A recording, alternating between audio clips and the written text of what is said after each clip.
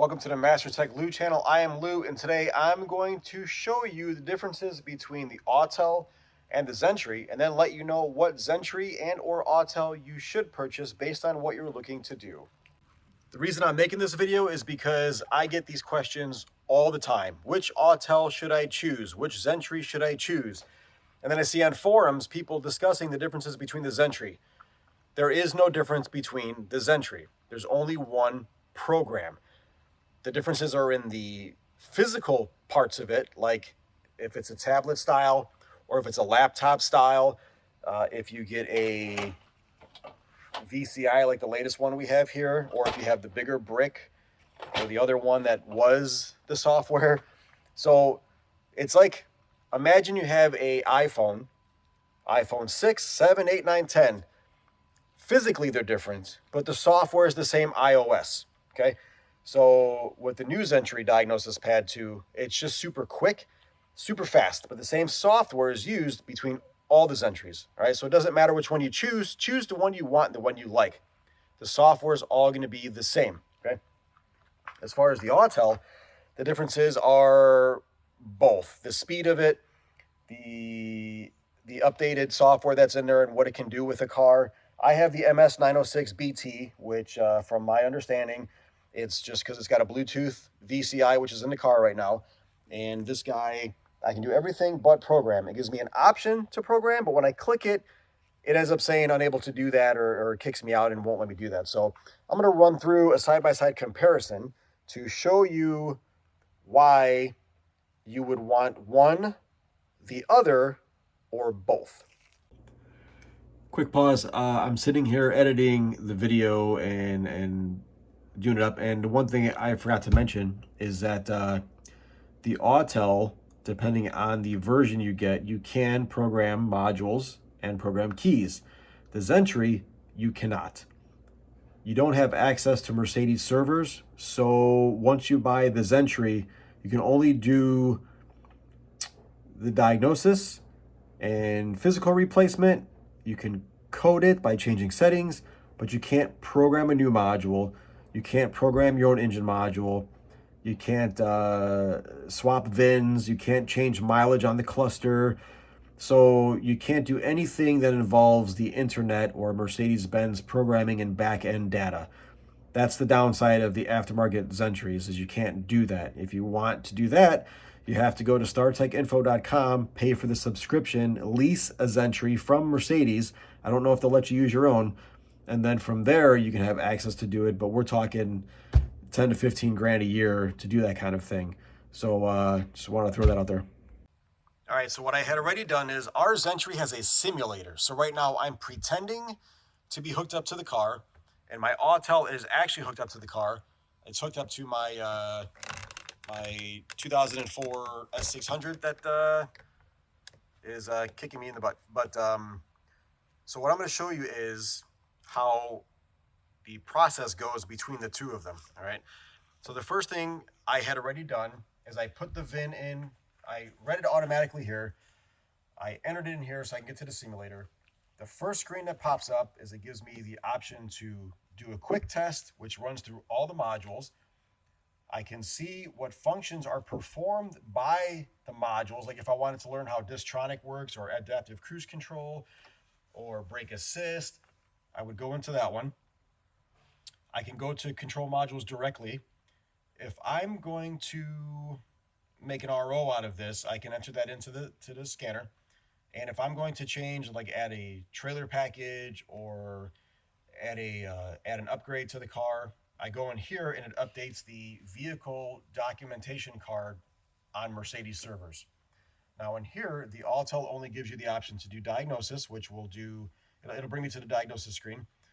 Here, I'll show you. It'll give me options to auto scan or pick a control unit. Hot functions is going to give me oil reset or tire monitor. However, you may not be able to do them here, but you can do them in the actual control unit that performs that function. And then it does gives me the option for programming and coding. Coding is different than programming. Programming tells a module the base settings and how it should run. Coding tells the module what car it's in and can turn on and off settings. So I've tried to mess with these. and it brings me nowhere. I believe because the Autel that I have, you would want a Elite or an Ultra, then you would get a programming box where you can program it, but then you got to pay for a subscription and or the access to that. I believe so. So what we're going to do is I'll go to Diagnosis. All right. So it's kind of similar to what's here. It's only giving me quick test and control units. That is the quick test, and that's control units. So we're going to go ahead and do the auto scan. While it's doing that, I'm going to go ahead and do this on my simulator, do the quick test. Again, this is pretending. It's going to make up its own fault codes. It's going to make up the modules that are in the car or possibly in the car based on the VIN.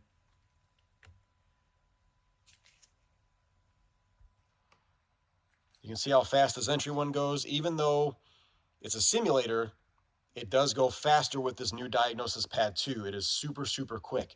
The old ones would take forever. We would always joke quick test because there's nothing quick about it.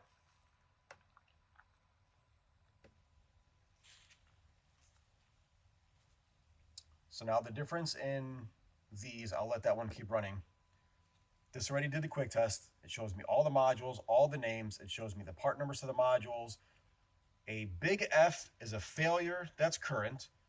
A small f is a failure that's stored. And I is an event, meaning the module noticed something, but it's not an actual failure. All right. On this screen here, F1 backs out. F3 will enter the module. F4 will start to filter them and to change the order. I hit the quick test again. I got button happy. That's still running the scan.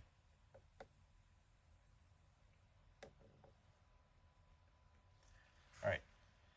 So this just separates and filters it by control units with fault codes, control units with events, all control units.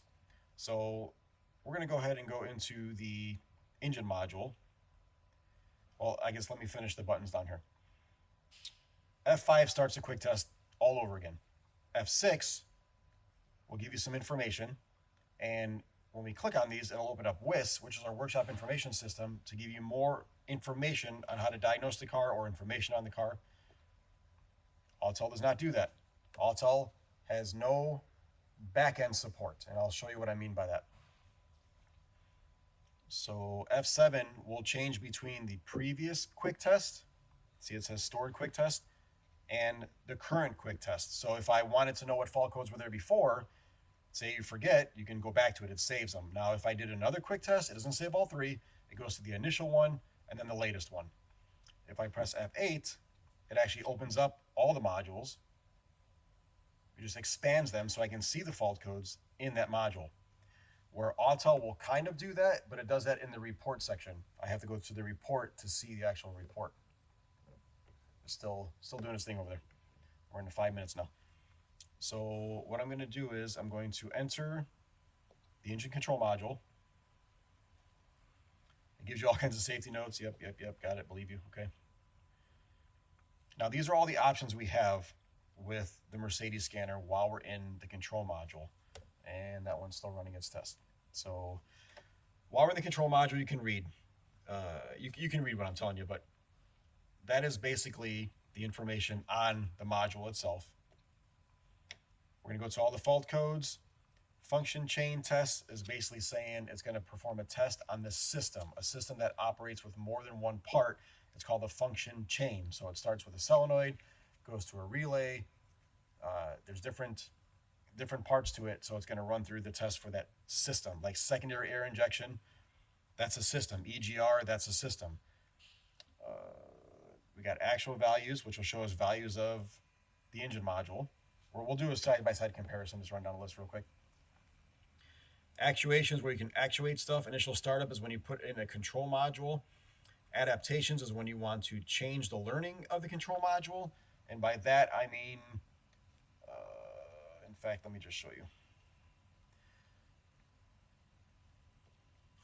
So here we can see the coding, the SCN coding, change the coding. Learning processes will be like learning the drive authorization. Default initialization is how the engine's going to run. Correction programming. Here we can change the idle, the fuel quantity, which is basically the injector pulses. This guy is still running his test. So now here, beautiful. This is what you need. A complete list of guided tests. Tests for everything that engine control module can control. It's a test for everything. Complete list of fault codes. It has all the fault codes saved. When I'm diagnosing something online and someone says I have a fault code, what can it be? The only way for us to get fault codes is to be in the scanner. The scanner stores everything in there. Oh, get out of there. The scanner stores everything in there. Control unit log, that's what we use for engineering. If we're going to replace a control module, we got to send them the log so we know what's wrong with the old one. Service information brings us to our bulletins. Troubleshooting by means of complaints or symptoms is if there's no fault code, but the customer has a complaint, this is where we learn how to diagnose it, right? So if the engine does not start, it's going to walk us through the things we need to check. And it's basically in order. We got to check the power supply of the engine module. We got to check to see if start enable is okay through drive authorization system. See if the ignition voltage is there. There's no signal for starting, meaning for the starter relay, fuel pump, compression, starter lockout. So it walks you through how to diagnose a no start. This does not. We'll confirm that does not. I don't believe it does. And that's just for us if we want to order a new replacement engine module. So that is done. So we're going to go ahead and compare it. So in order to know the fault code of this, I have to go into the module, or if I click report, it shows all the modules up top and the faults.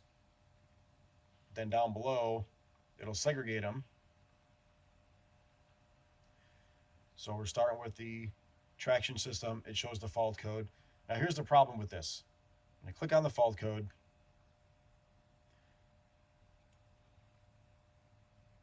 Oh. All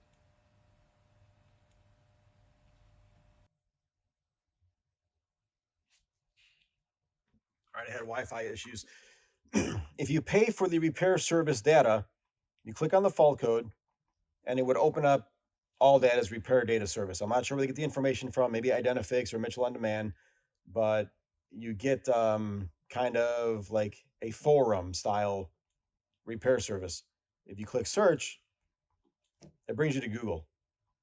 So I'm not a big fan of Google searches because when you search in on Google, you're going to find the answer you want to hear, not the answer you need to hear. And what you need to know is you need to know why the code sets. And most times when they're on Google, they're very generic description. So what we're going to do is we're going to go to the engine module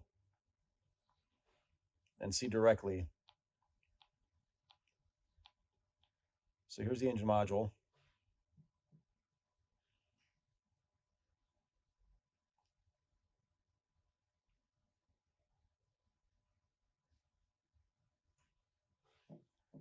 So in here you can see not as many options as what's in there.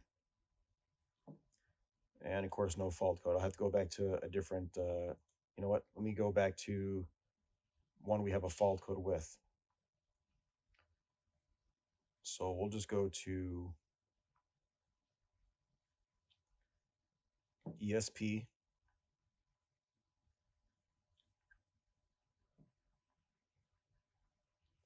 So now in ESP, the fault code, that's freeze frame data, showing what happened when the fault code's set.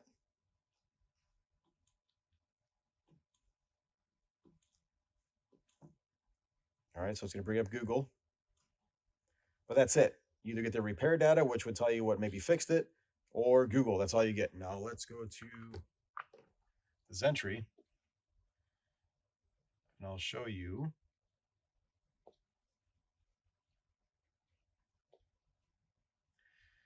Now in the fault code, let me see if I can find 1041-002.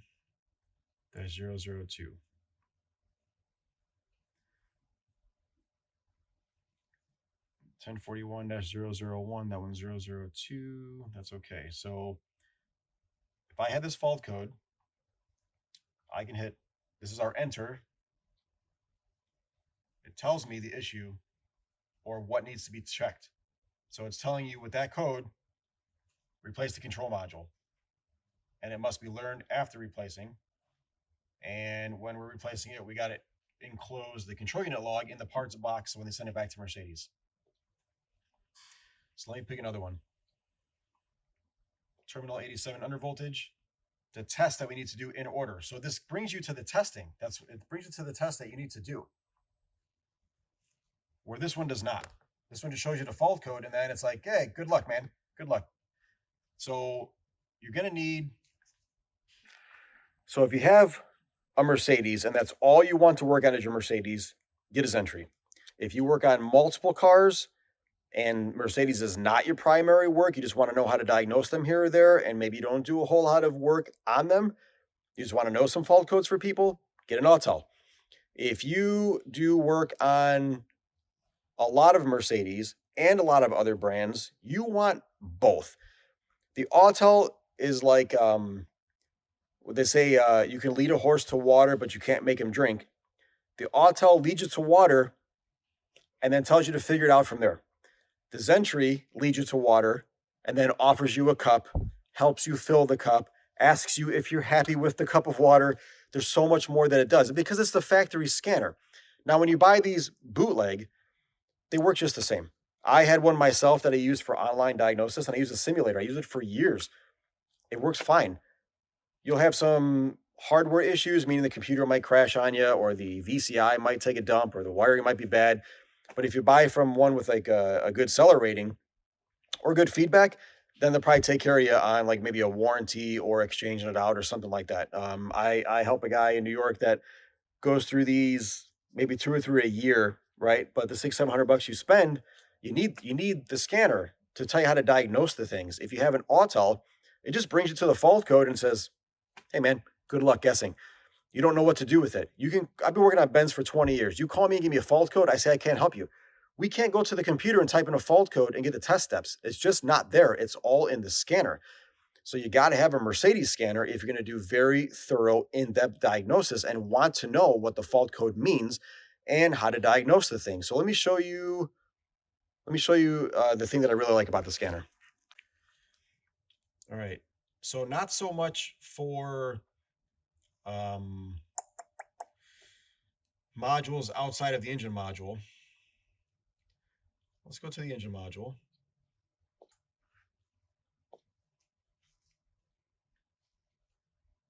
And if I had a fault code, we'll say coolant temp sensor. Not only will it bring me to the test step of checking the sensor, but I can get the description of it. This tells me why the fault code's set. You need to know this.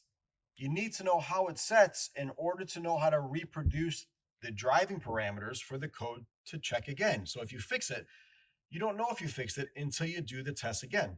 So it tells you based on the fault code. Let me zoom in some more. Based on the fault code, it can be a P2005, but there's 4 different options for 2005 code. There's a 1, 2, 3, and a 4, and they all mean something different.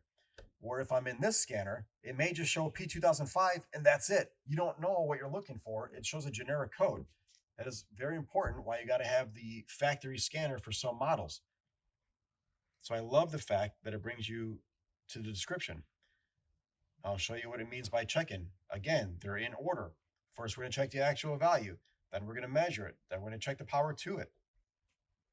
So here it's showing me, and this is out of spec, but again, it's simulated. I'm not even plugged into a car. That's why it says ignition on. I got to tell the scanner if the key's on or off.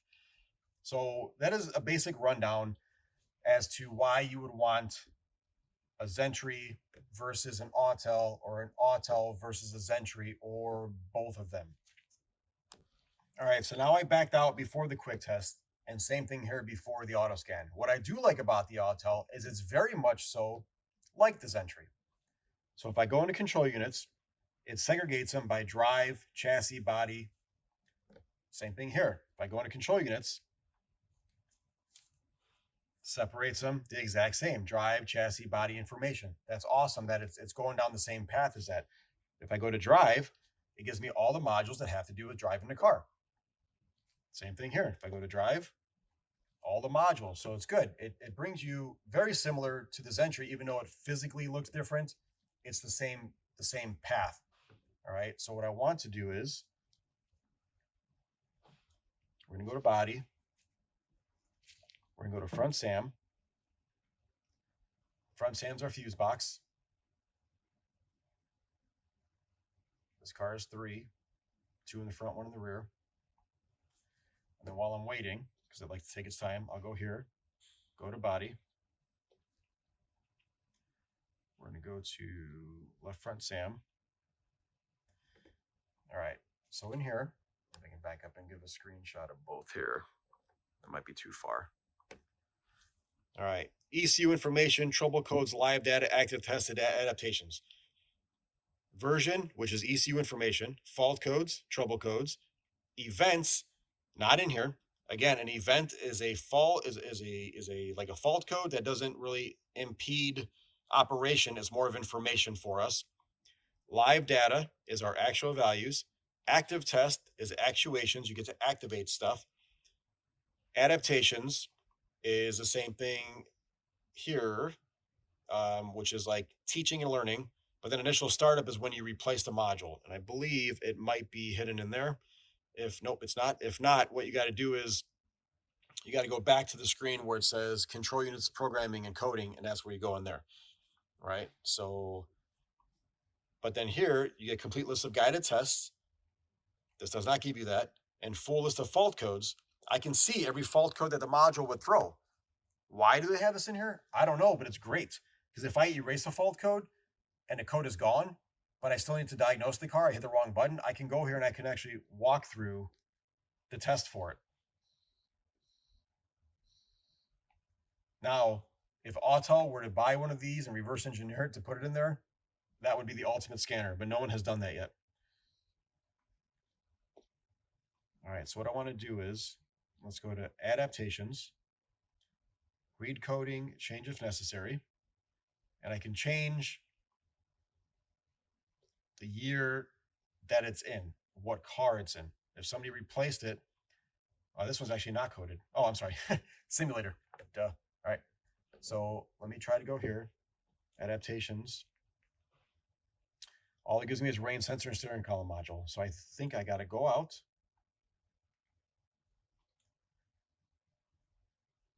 We're going to back out.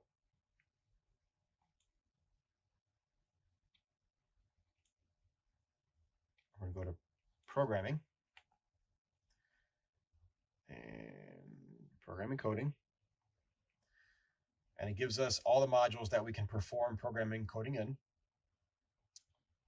So you can end up doing similar, I believe, but it's just a different path to get there.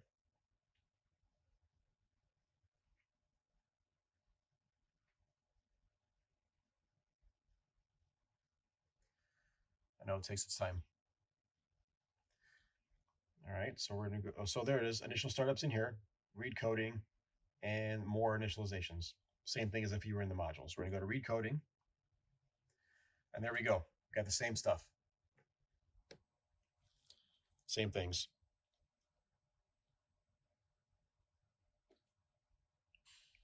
So it gives you the year that you want to code it to, if it's got the siren, and the anti-theft version. So it's very similar to the Xentry. You can walk through everything like the Xentry. It's just missing those vital pieces. I hope this helps. I hope this helps you make an educated decision.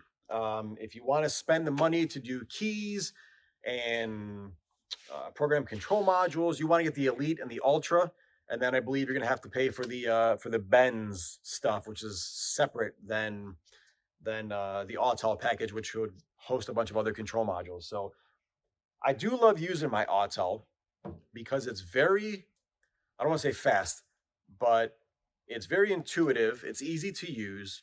And I've been in the game long enough. I've been in the world of cars long enough that I know what I'm looking for.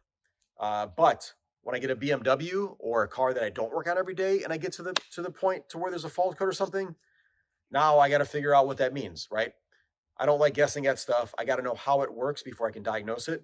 And that's one of the problems with these kind of things is they don't tell you how things work. They expect you to know how they work, all right? The other thing that I guess I could go through, but it's the actual values in the live data. The problem with I'll just do it now while I talk.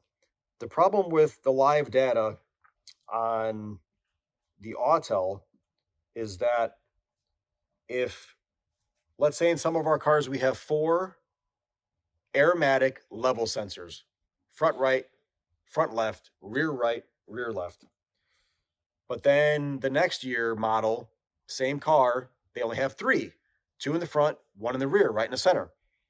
Autel may still show 4 sensors, and the fourth one shows 0 voltage. So it's reading the data from the third one, but it's calling it left rear or right rear. So you think you got a failure of your sensor and you're going crazy trying to figure out where it's at, where's the wiring. It's not even in the car. The problem with these is they generalize all the cars. So when you're running an auto scan, it's looking for all the modules. And if the module doesn't show up on the scan, it doesn't show it on the screen. If the module has an issue and it's not reading, the Xentry will show you an I, or it'll show you a exclamation mark for no communication. So you know the module is supposed to be in the car, and it knows it by the VIN. Everything's stored in there. It knows all the data cards from all the vehicles. It knows if the module should be in there. This does not. So if you're having a problem with the trans module and you run a fault code check and it doesn't show up on the scan, it's because it can't read it. But you don't know because it doesn't show up on the scan. So you may think, oh, there's no trans module or door module. When there is, this scanner will tell you there's a problem with it. It's supposed to be in there. Now, if I go to a live, I'll just show you real quick. A live data. Let me get out of here.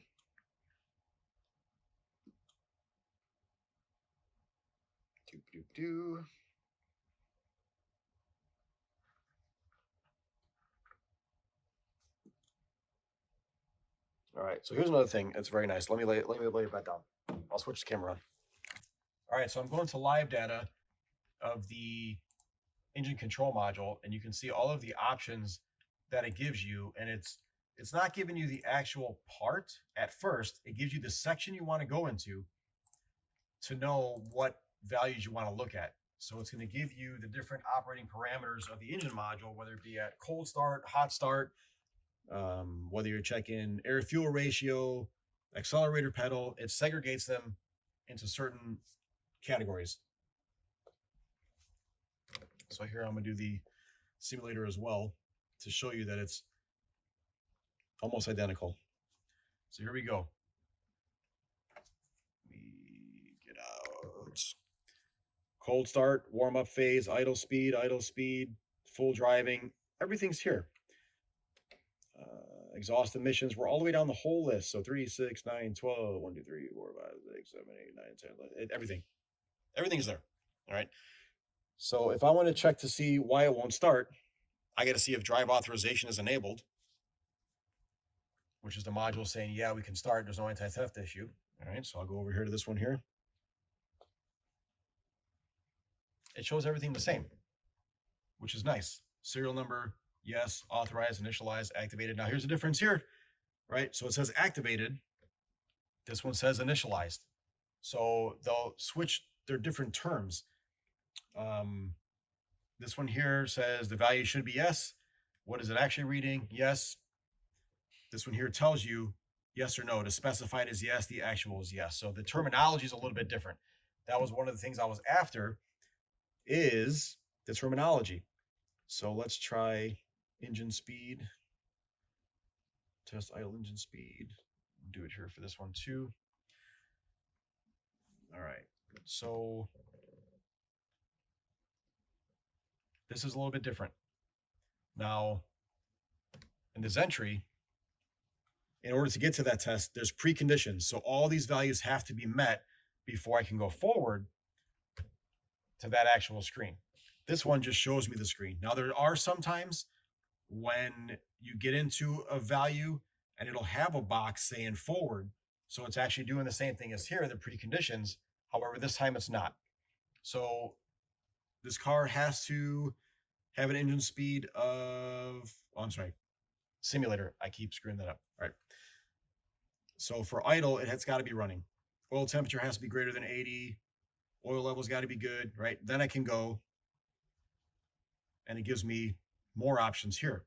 Where here, it's only showing me a handful of things. Or actually, you know what? This might be the tricky part. If I back out, it might then show me. Okay, yeah. So that was the preconditions, but it doesn't tell you with its preconditions, right? Some other screens will actually have another box saying accept or okay or forward and bring you to that. So now we're back to where we're at the same screens for both. All right. Sorry if the camera's kind of back and forth, but we're going to test values. All right. Coolant temperature. There's the range. So the actual value and the range that it kind of wants to see. All right. Then over here, we're going to get in there and it's doing the same thing. All right. Now the difference here is we got values in Celsius because it's German. That's in Fahrenheit, but you can change that with the scanner. The specified is showing you in Fahrenheit, where this is showing you in Celsius, right? So it's very, very comparable. The times that it's not is when the value it gives you is not the value that you actually need to see in the Xentry, because the Xentry wants a different value than what this one's actually showing. So now in here, what we can do is, all right, see here, that's what I mean. It shows next. Let me zoom in a lot. See where it shows the next? So we can go to the next screen. All right, and there's more values in there. Okay, so now over here, we're in the requirement for it. We can go forward, and now, so it matches it screen for screen. A little bit of inconsistencies on the options to get in there, but it matches it. All right, now the only thing, let me see. Nope, these I like. These I like. The ones that I don't is when it generalizes certain components. So it thinks that every year has it a part. So it shows a value as 0, but the car does actually have the part in it. So there's not supposed to be a value. So that's when you have to know. All right. So in here, if I were to be on one of these and have an issue with it, it doesn't let me do anything. All right. But if I'm in here and have an issue with intake manifold pressure, I can hit the checkbox and it's telling me more information to it. If there's a guided test, it would let me go to a test. All right. Where the Autel does not. So there's a world of help in here and information. This is a must for me to work on Mercedes. If you're going to be doing very thorough diagnosis and you don't know much about Mercedes. This is good if you know about Mercedes and can figure it out and have enough experience what to do with a fault code. I can't make this video exciting. There's no way. It's more informative because so many people want to know the differences, what's better. You can see, of course, the factory one's going to be better. It's got everything you need in there. It also comes with WIS and a star finder on the bootleg ones, which you can see the wiring diagrams and you can see where components are located. That's a must. You got to know where everything's at. The Autel does not. All right. So, hey, man, if you stuck around this far, I appreciate it. I hope this helps you make a decision on what you need to do. I will do a how-to on the Xentry because the Xentry is the same as Star Diagnosis. It's the same as SDS. It's the same as, what else do we have? HHT. They're all wrapped up in here. It just keeps adding to it. It doesn't have just one function. I can hook this up to a 1980 something and still get fault codes from it, right? All the adapters and everything. I think they're down here in a box somewhere. Yeah, we got all the adapters from the 16 pin to the round port and all that stuff. So, hey man, my name's Lou. Hit the subscription, hit the notification. Take care.